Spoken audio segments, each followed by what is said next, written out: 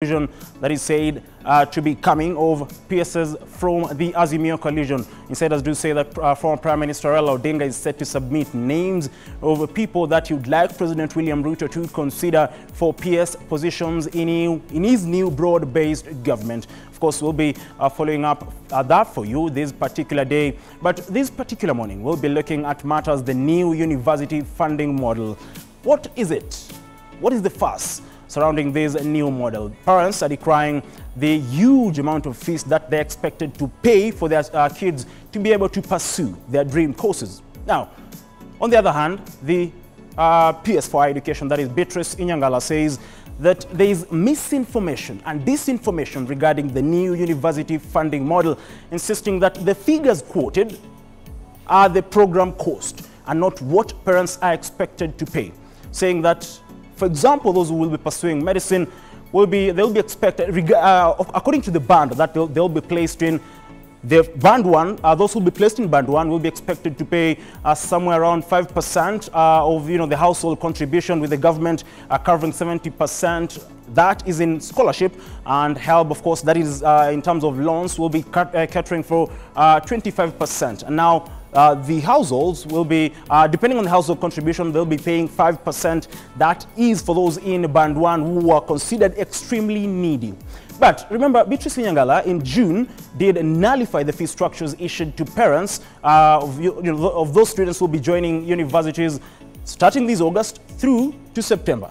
That was brought about by the fact that parents lamented over the high cost of fees, in the fee structures issued by the various universities. Now, the Education Committee, chaired by one Julius Meli, the MP for Tinderet, did raise concerns about the fee structures issued, saying that the fee structures should only include the amount of money that parents are supposed to pay and not the entire cost, which Beatrice Nyangala, the PS for Higher Education, says is the program cost. We'll be looking into that as we try and, of course, ensure that you are informed. And if at all you have, of course, a student joining campus this August or September, be sure to stay with us to the very end of this particular show, just to get the facts right, know what is factual and what's not. But in the meantime, we'll be, of course, looking at what is happening in the country here on the New Dawn. And remember, you can engage with us across our social media platforms at K24 TV, at Ian Keitani.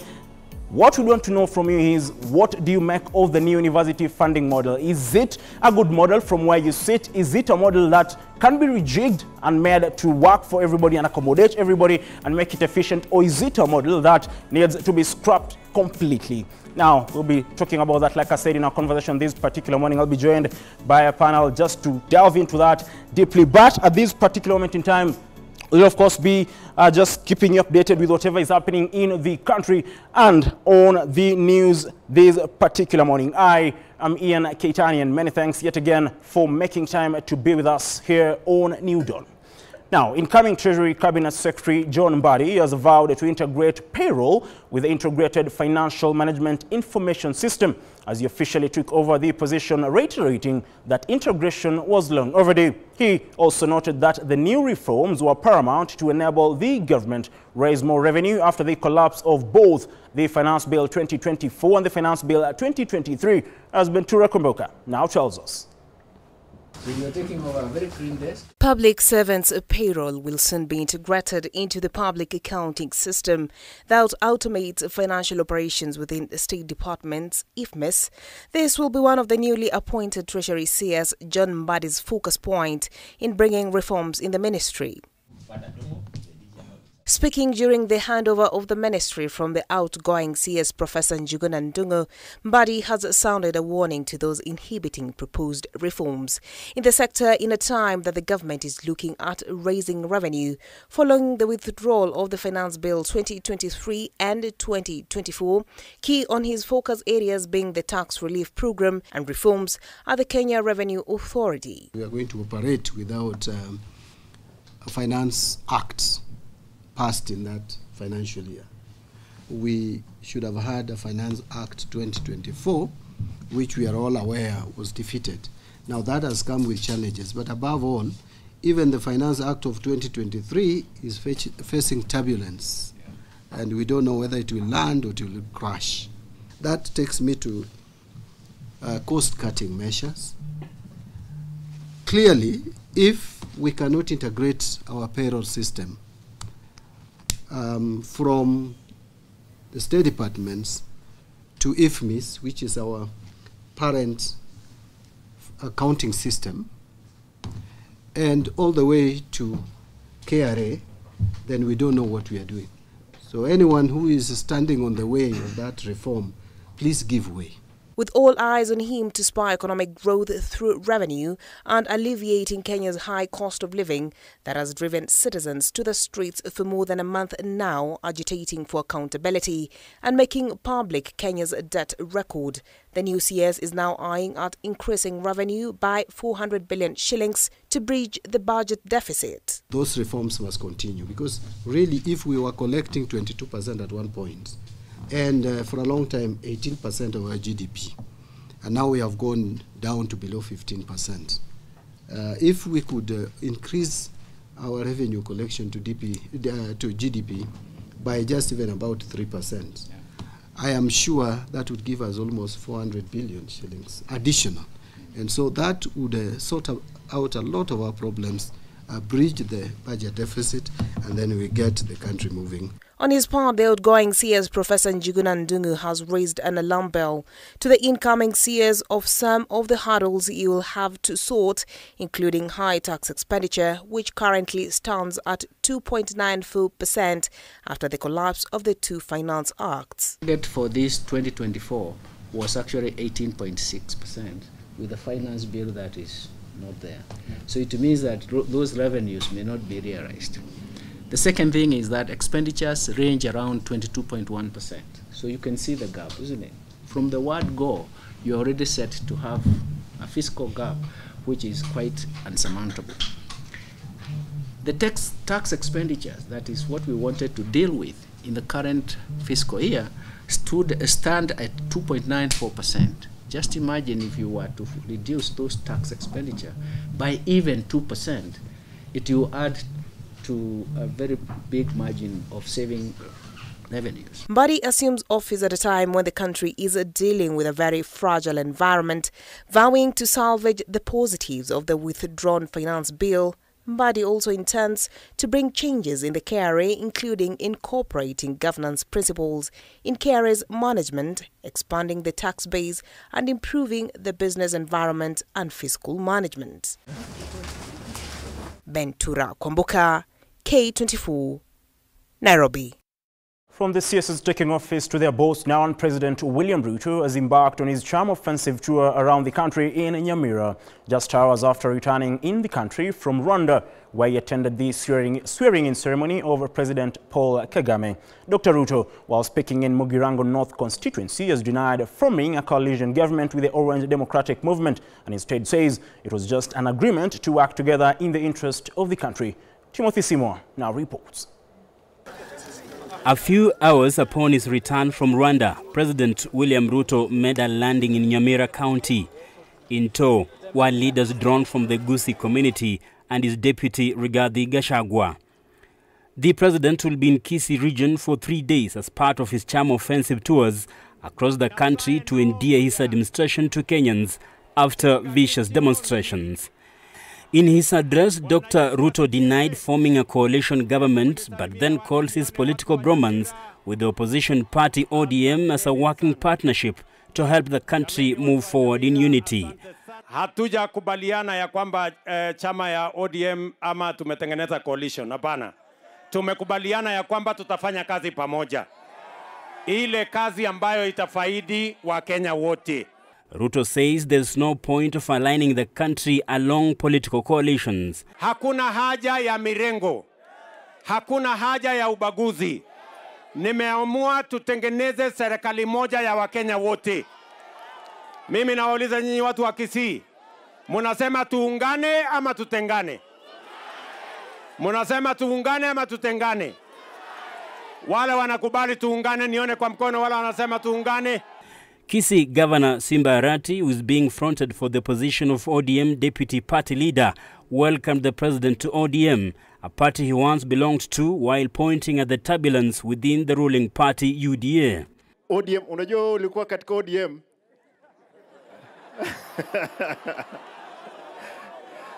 Na ninaona hapo UDA kuna shida. Wewe ukifika mbele ukipata ni mbaya, mimi kama deputy party leader wa ODM na ukaribisha kuja tuongee. At Kiabonyoro High School, Ruto laid foundation for the construction of new buildings. We also announced a partnership with the Kuwait government that will see Nyamira receive 1.4 billion shillings for construction of schools. Serikali ya Kenya na serikali ya Kuwait sasa tumekubaliana na tuko na pesa bilioni 1.4 1.4 billion shillings ya watu wa Nyamira kuwajengea mashule watoto wenu. There were other development promises too from the head of state, including construction of Nyamira University and new markets in the county. Hapa Nyamira tutawajengea soko ingine 9 hapa Nyamira County. Kwa sababu nilikubaliana na kina mama ya kwamba hata mboga atafanya kazi mahali kuna heshima. Hata mimi nimekuja hapa kusema asanti kwa sababu mkipigia huyu rais kura, mlinipigia mimi na hamkuwa mmeniona. This particular program and this particular project is a testament that when we work with our partners, we'll get results. Timothy Simwa, K24 TV. 52 principal secretaries serving under President William Ruto's government are having a sleepless nights as a looming dismissal is in the offing, similar to what ensued with the maiden cabinet, with only a few making it back. K24 TV can authoritatively report that tonight, this morning, that ODM principal Raila Odinga has been awarded 20 slots. However, he is keen to avoid nominating elected MPs and senators to avert by-elections. As our political affairs reporter Joel Chacha now narrates, the delay to shake up the PSs has been attributed to new cabinet secretaries being oriented. Less than 2 years since 52 principal secretaries were sworn into President William Ruto's government, their fate now hangs in balance as the axe that brought down the maiden cabinet is now ready for them. Now that the president has worked on the cabinet at the apex level, I think now we come to the technical level, because what has actually been addressed is at the policy level, the leadership level. Now, who are the technical people? If really they are cabinet secretaries who've been told to step aside because they weren't performing, then all of us know that the technical person here was a PS. K24 TV has now established that ODM party leader Raila Odinga has negotiated to get 20 slots when the shake-up occurs after already having more than 4 cabinet slots in the new cabinet. If, for example, the proposal out there is that we bring the positions, PSS, to probably 40, if you're talking about 20, then it's actually setting up an agenda that Raila is going to get 20 and the others will also get 20, and that is a new battle somebody is actually setting up. We have 52 principal secretaries. So if Raila takes 20, then the government takes 32. And this is why I think he's not going to reduce the numbers. Although Gen Zs wanted the numbers reduced, had he reduced the cabinet secretaries, we would have taken that to mean even the PSS will face the axe. I don't know whether it is 20, I don't know whether it is 10, I don't know whether it is 30, but the fact is all the incompetent PSs need to go. However, Odinga has been regarded as a traitor and a greedy man by his Azimio counterparts in what was considered hijacking the Gen Z revolution. If there's any changes that has been done in government, it has not been done because of Raila's appetite for anything. It has been done because of Gen Z's demands and ask Gen Zs and Kenyans. Kenyans asked that they wanted a change in government. The young people asked that they wanted the cabinet to actually be reworked out. So the president has worked out on the cabinet. He's moving further because the cabinet does not work and function on its own. The shake-up has been delayed so far to allow the new cabinet members familiarize with their dockets. Whether it is Raila Odinga getting 20 or not getting anything, but anybody who is a principal secretary and is incompetent, he needs to go. We have enough Kenyans who are very competent, who can serve this nation properly and who can... If we are to make an assumption, basic assumption, that President Ruto is not going to fire anybody that he hired, but he has to get 20 for Raila out of this, then 20 will have to go. Odinga is also believed to have been given conditions of only nominating non-elected members such as MPs and senators. Joel Chacha, K24 TV, Nairobi. Since the big question is, the number, not whether Odinga will nominate a few members to be considered as PSs in the William Ruto-led government. Now, President William Ruto yesterday met with his new cabinet and principal secretaries at State House Nairobi for the first time since the new cabinet members were sworn in. Ruto called on the CSs to ensure timely service delivery and implementation of the Kenya Kwanza manifesto.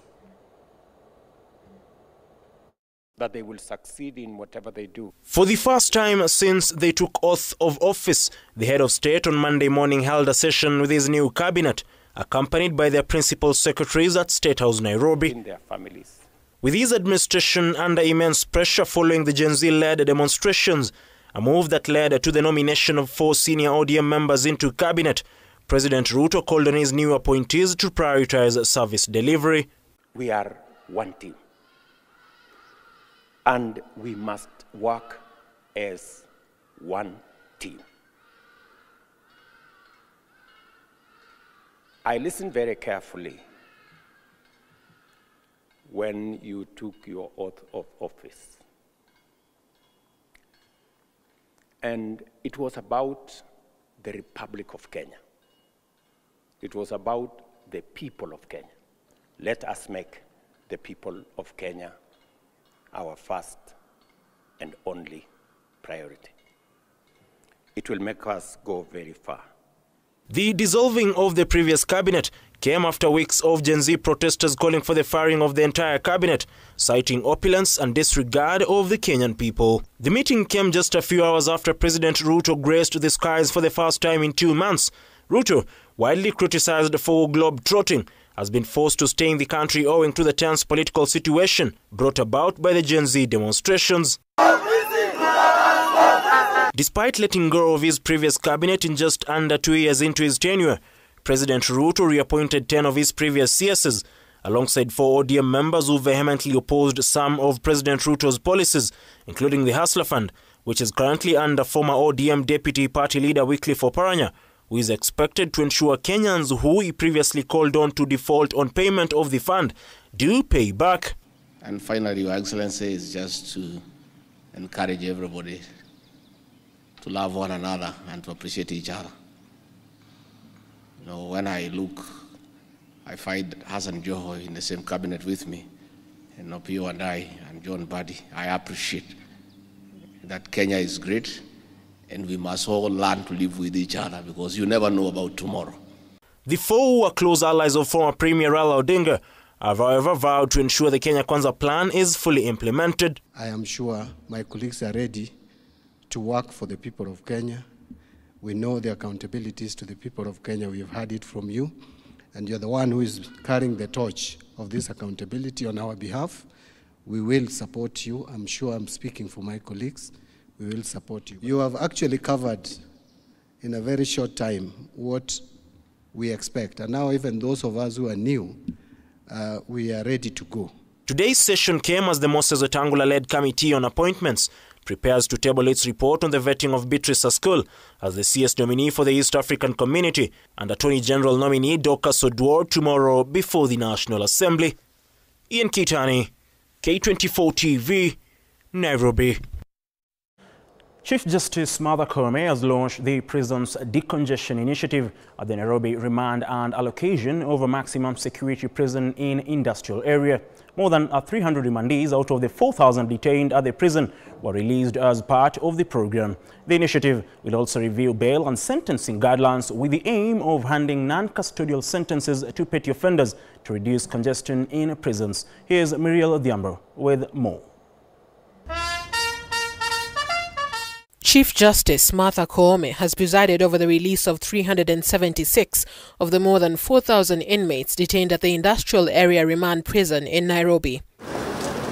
The release of the detainees is part of the Rapid Results Initiative intended to decongest the prison, which is stretched beyond its capacity of 2,500. The increase in population has led to very many challenges that are chronic to the institution.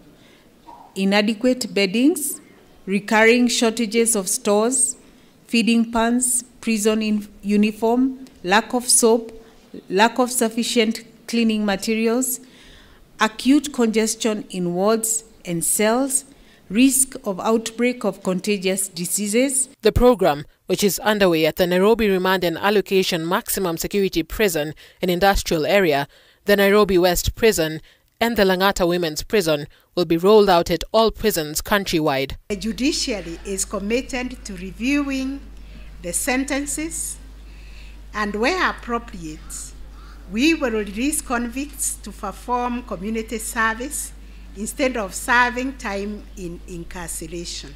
Judicial officers have to this end been urged to impose bail and bond terms that do not condemn offenders to remand indefinitely. Without this, such decongestion exercises will not bear meaningful results unless we work on a day-to-day basis to reduce the number of offenders who are sent behind bars through affordable bail and bond terms that do not amount to constructive denial of bail, as well as lenient sentences in deserving cases. Poverty should not be the reason why people are in prison.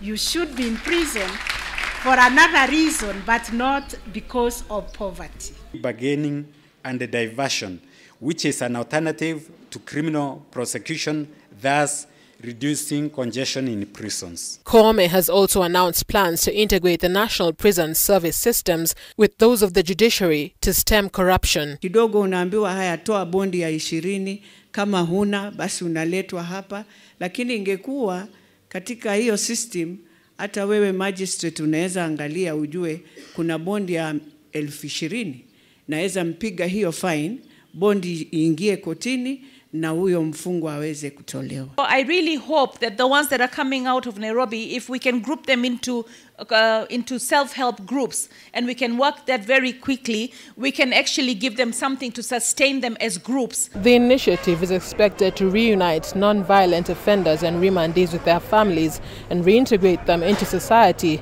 to reduce the likelihood of reoffending. Muriel Adhiambo, K24 TV, at the Industrial Area Prison in Nairobi. Moving on, one of the 95 Shakahola massacre suspects charged with 238 counts of manslaughter alongside the prime suspect Paul Mackenzie has died in custody as an inquest launched by the government to find what led to his death at Shimolatewa prison kicks off. Mombasa Chief Magistrate Alex Ithiku was notified on her death by Assistant Director of Public Prosecution Jami Amina during the start of the hearing of the manslaughter case as the DPP lined up 90 witnesses including children and women. Controversial preacher Paul Mackenzie and 94 other Shakahola massacre suspects today appear before Mombasa law courts to face 238 counts of manslaughter. Armed with 90 key witnesses, including children, women and protected witness, the DPP told Mombasa Chief Magistrate Alex Ithuku that he's ready to proceed with the case, linking the suspects with 429 bodies found in Shakahola Forest in Kilifi County. The accused persons collectively agreed to engage in starvation or fasting, among other extreme practices, leading to the loss of over 429 lives in a manner that depicted direct and indirect suicide pacts between them aimed at such loss of lives. The Assistant Director of Public Prosecution, Jami Amina, also broke the news of the death of the 57 suspect Mary Charombita, who died while in custody at Shimolatewa Maximum Security Prison, making an application to have his case withdrawn and to proceed with the remaining 94 suspects, permission that was granted by the court as an inquest to the death of the suspect kickoff. Mary Charon, may she rest in peace. The court could mark her case as abated and therefore withdrawn. As we speak, there is an inquest into her death going on because she died while in custody. That in their exercise of their freedom of religion, assembly and expression, there was no suicide pact, there was no suicide, and there was no death attributable to religion. The prosecution proceeded with the case, with one witness testifying, linking Mackenzie and his 93 co-accused with preaching of extreme religious beliefs and practice through his Good News International Church that led to loss of innocent lives in Shakahola Massacre. So, Your Honor, even as the Honorable Court listens to the prosecution witnesses, we invite the Honorable Court to keep at its back pocket on the issue that there are currently no regulations on how faith should be exercised. Bonfas Msangi, K24, Mombasa. Well, those were just some of the stories making headlines this particular morning here on A New Dawn. But at this particular moment in time, of course, I'm joined by Dr. Christine Umbraka, the woman representative for Siaya County. We'll be, of course, engaging with her after this a short commercial break on what's making headlines in the local dailies this particular morning. Very many interesting stories to talk about. And, of course, she'll be joined by Wilson Sosion, the former SG of the Kenya National Union of Teachers, and Joshua Okayo, the president of the Kenya School of Law. That will be after this short commercial break. Don't go away.